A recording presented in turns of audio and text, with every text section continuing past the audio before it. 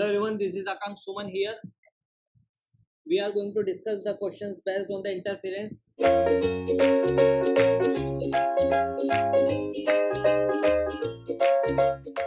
So it is a theoretical question. In this question it is given that interference of the gear can be avoided by.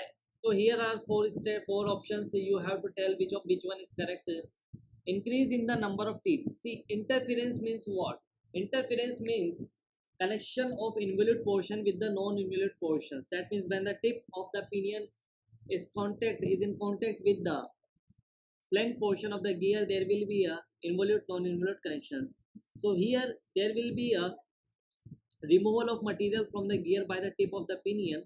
So we just have to avoid the interference. We have studied four methods for interference. The first is stuffing the tooth, and the second is increase in pressure angle, and the third is undercutting process, and the fourth is the increase in the pressure angle, and the last one is increase in number of teeth. Okay, so here increase in number of teeth is given. That means it is the correct, okay, statement is correct.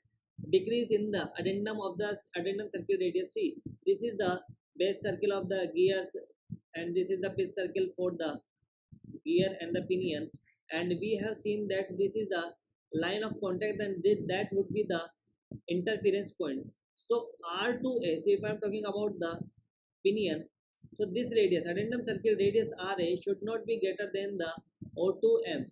RA, if RA is greater than O2M, that means there will be interference. So as you decrease the addendum circle radius, there will be a reduction in the interference. So decrease in the addendum circle radius is just for avoiding the interference. That is the correct statement. Increase in the pressure angle, that is also correct. So that means option D is the correct option.